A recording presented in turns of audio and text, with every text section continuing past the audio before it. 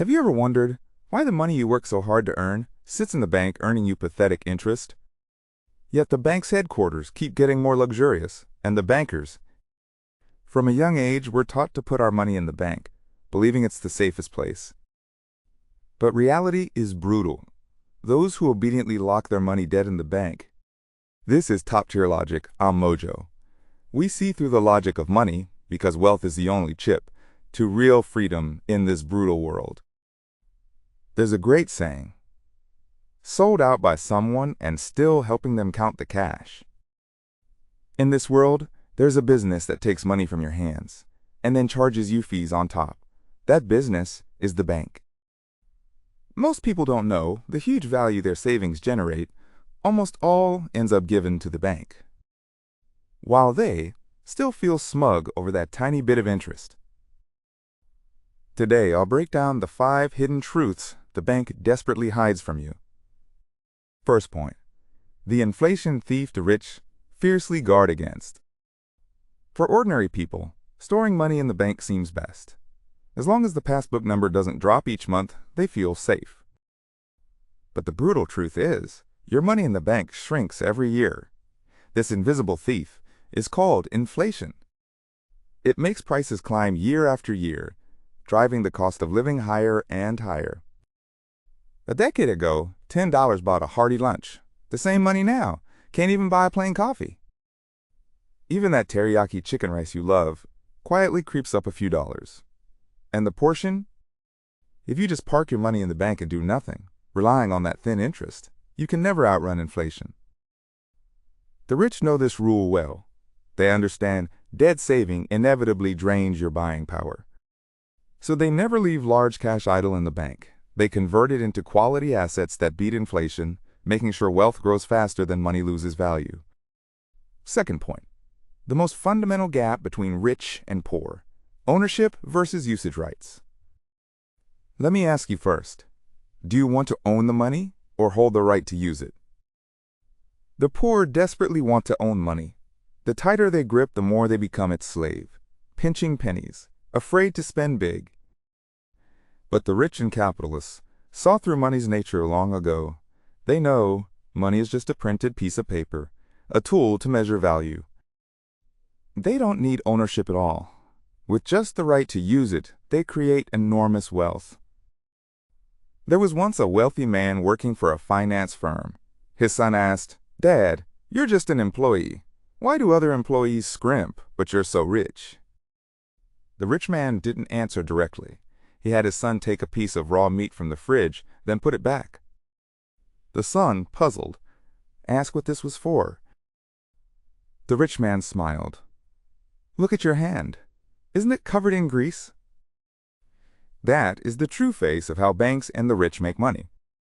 Money, as long as it flows through their hands, even if it's returned untouched, they use that holding time to scrape off a thick layer of grease. So how exactly is that grease scraped? Third point, the windfall of the time gap.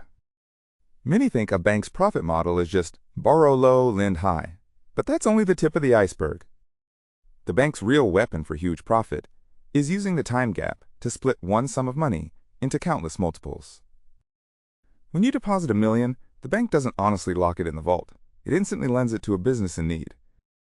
The next day, someone else deposits another $1 million, and the bank lends it out again. You might worry, what if in a few days I urgently need to withdraw, and the bank can't pay up? The bank isn't worried at all, because they know it's impossible for everyone to withdraw all their money at the same time. Just using the time gap, the money the next person deposits covers the previous person's withdrawal. Through this time gap, your deposit rolls and invests day and night in the market, generating dozens, even hundreds of times the returns. And all those rich fruits, finally, flow into the bank's pocket. The poor handed over the right to use their money and so threw away the wealth that should have been theirs. Fourth point, what I must warn you to guard against. The bank's free? The bank always packages itself as your caring financial butler. The moment you walk in, the manager showers you with warmth and sends greetings on holidays. But remember, no matter how friendly his attitude, Never carelessly treat him as a friend with no conflict of interest. In a financial institution, behind every caring piece of advice, there's usually a strict performance target. They might use the "for your own good" excuse, suggesting you pay only the minimum on your credit card this month. It sounds like it eases your pressure, but really, it's luring you into that brutal revolving interest. They'll push loans you don't need, or unsellable financial products, just to hit their own quota. Not only that, every transaction you make is actually being fleeced. Many card issuers, with just 10 odd days' notice, can unilaterally raise your repayment rate. As long as you don't read the fine print, all kinds of small management fees, overseas transaction fees, will quietly drain your wallet like invisible vampires. The rich are extremely sensitive to financial rules.